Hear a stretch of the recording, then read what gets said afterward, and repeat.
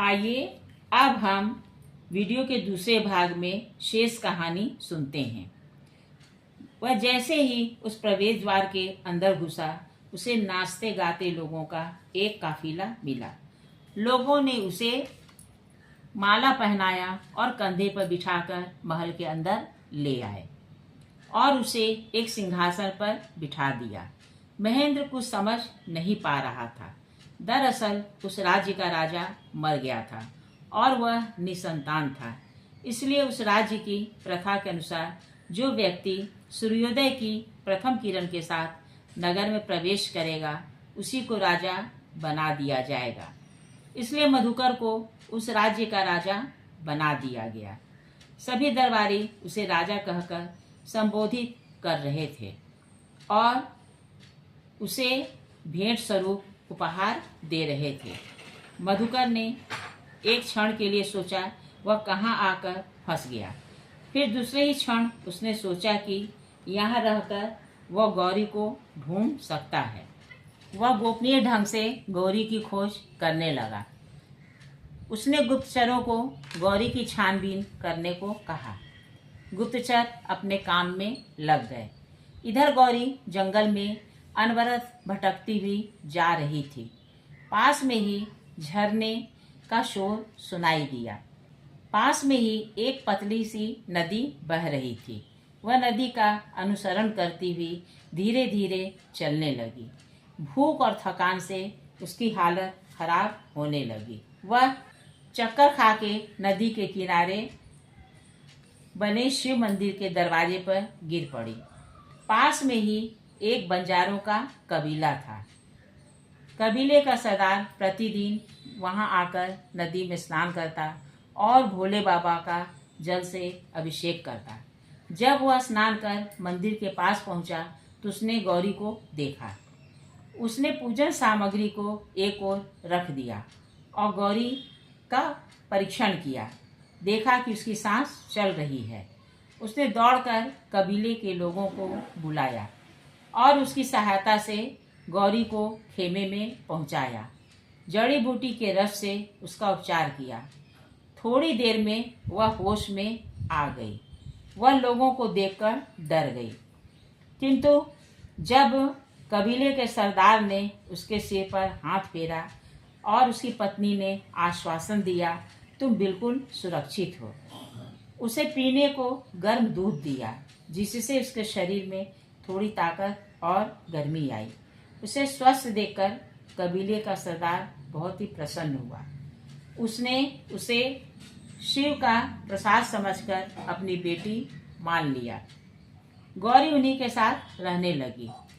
कभी कभी उसे अपने माता पिता और महेंद्र की याद आती तो वह बेचैन हो उठती। एक दिन उसकी उदासी को सरदार ने भांप लिया और बड़े प्रेम से उसके सिर पर हाथ फिराते कहने लगा, बेटी, बाबा की कृपा से तुम एक दिन अपने माता पिता और महेंद्र से अवश्य ही मिलोगी। गौरी रोज शिव मंदिर जाती और भोलेनाथ से अपनी व्यथा कथा कहती। एक दिन उसकी व्यथा भगवान ने सुन ली।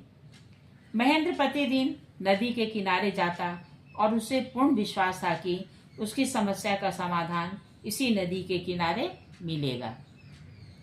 वह प्रतिदिन नदी को निहारते निहारते थक जाता तो नगर की ओर लौट आता।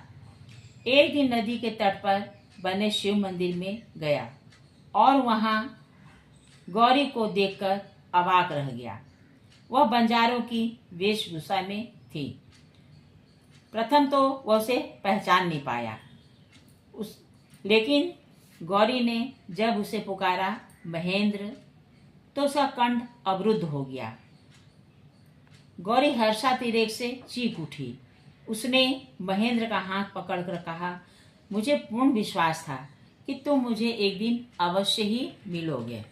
दोनों की आंखों से अविरल आंसू की धाराएं बहने लगी।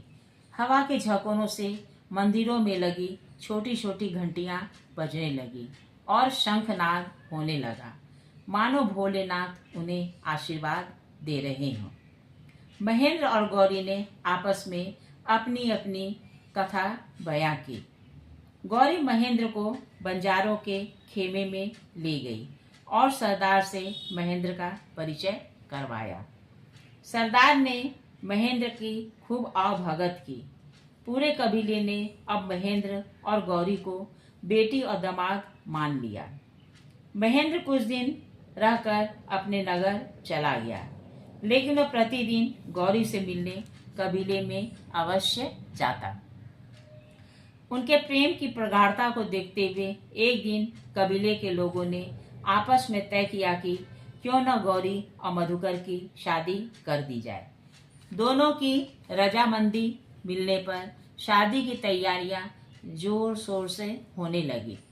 इधर विक्रम सिंह को महेंद्र और गौरी की शादी के बारे में पता चला तो वह अपने लाव लश्कर के साथ आ धमका। कबीले के सरदार को इसकी आशंका थी। उसने पहले ही अपने कबीले के आसपास के लोगों को तैयार कर रखा था। इधर अनहोनी की आशंका से महेंद्र ने भी अपनी सेना और नगरवासियों को तैयार कर रखा था।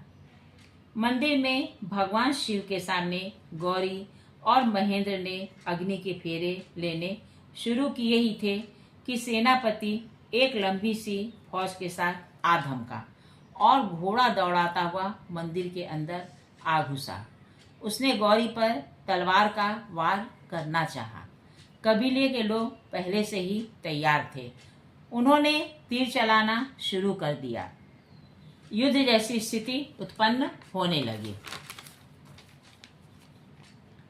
अचानक विक्रम सिंह ने गौरी की गर्दन पर तलवार चलाना चाहा।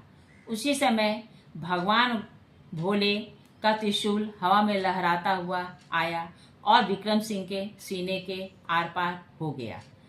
सेनापति के गिरते ही मधुमक्खियों का झुंड कहीं से आकर सैनिकों को काटने लगा। सभी डर के मारे इधर उधर भागने लगे। बहुत सारे सैनिक भागते समय गिरकर नदी की तेज धारा में बह गए। पास में ही बहुत सारे नारियल के पेड़ थे। कहीं से बंदरों का एक झुंड आया और नारियल तोड़कर उन सैनिकों पर वार करने लगे। सभी का सफाया हो गया। कबीले के मुखिया ने जल्दी से मंदिर की सफाई करवाया और महेंद्र तथा गौरी के फेरे संपन्न करवाया। महेंद्र और गौरी दोनों सरदार से विदा लेकर शंकरगढ़ की ओर चले, किंतु जाने से पहले उन्होंने सरदार को अपने नगर का राजा बना दिया। गौरी और महेंद्र शंकरगढ़ पहुंचे तो पंडित पंडिताइन और जमींदार के साथ साथ वहां के राजा भी उनकी आगवानी करने आ पहुंचे। वे लोग बहुत ही प्रसन्न थे। शंकरगढ़ में चारों ओर शहनाई और ढोल नगाड़े बजने लगे। पड़ोसी देश के राजा सेनापति विक्रम सिंह के मारे जाने से बहुत ही खुश थे।